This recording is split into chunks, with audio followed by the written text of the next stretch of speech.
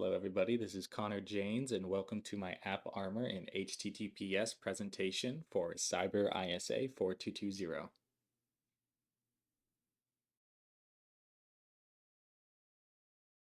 For HTTPS, we will be talking about the technical details, starting with SSL and TLS handshakes, which is a cryptographic protocol that secures connections between clients and the server.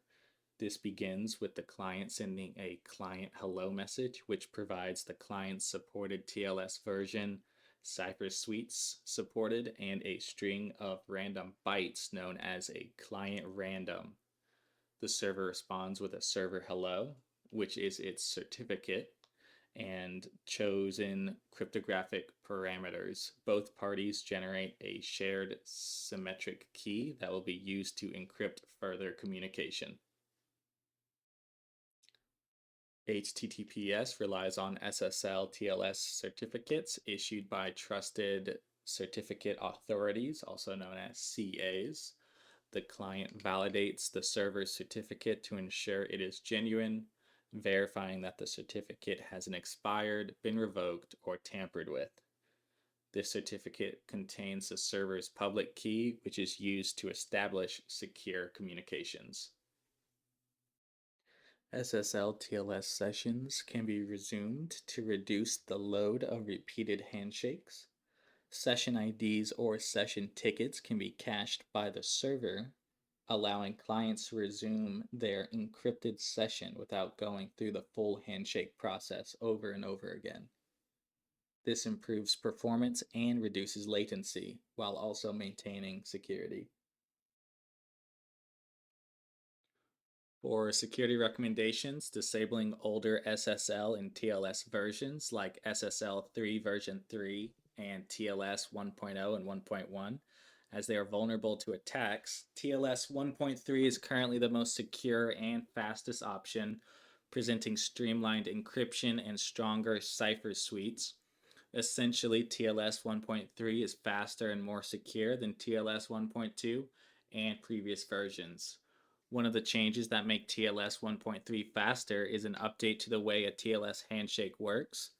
Handshakes in TLS 1.3 only require one round trip of back and forth communication instead of the typical two, shortening the process by milliseconds.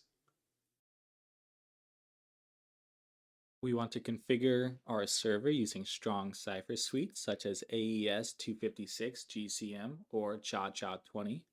CHA-CHA20 is a modern cipher known for its speed and efficiency, especially on systems without hardware support for AES. AES 256 GCM provides high security and is widely adopted due to its combination of strong encryption of 256-bit key length and GCM for authentication. This offers both encryption and message integrity. We want to avoid using weaker ciphers such as RC4, DES, and 3DES, which are vulnerable to cryptographic attacks. Regularly review and update your cipher suite configurations to meet your current security standards for your server. HTTP Strict Transport Security, known as HSTS, guarantees that clients only connect to the specified server via HTTPS, even if users attempt to access the website using HTTP. It prevents downgrade attacks where attackers try and force a connection back to HTTP, making the communication vulnerable to eavesdropping. Now we'll be looking at the technical details of AppArmor.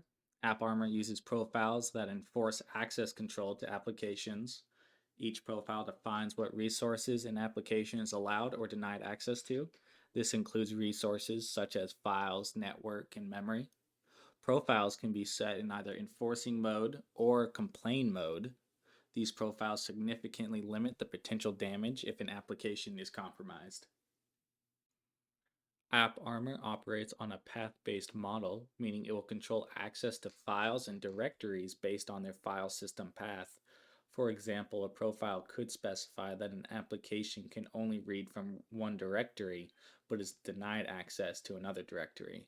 This is different from SE Linux, which uses a label-based system. A label based system is where every file, process, or system resource has a security label and is decided whether or not an application has access based off of that security label.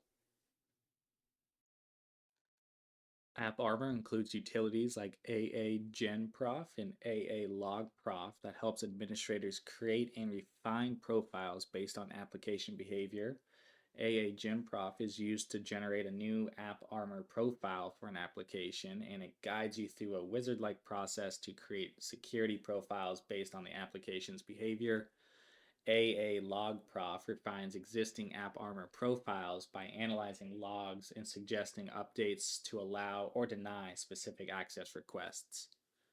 These tools analyze application logs and guide the administrator in updating profiles that match actual usage patterns, ensuring tighter security without breaking any functionality.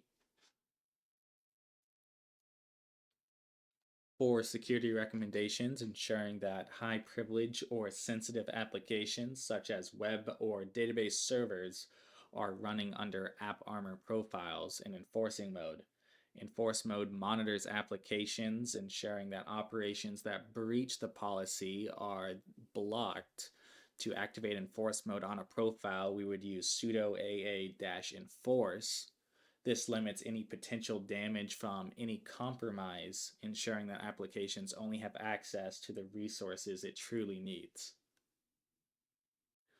We should periodically review and update AppArmor profiles to reflect any changes in application behavior or any suspicious system configurations. We can actually use logs generated by AA-log prof to detect anomalies and ensure that profiles are still effective in restricting access as intended.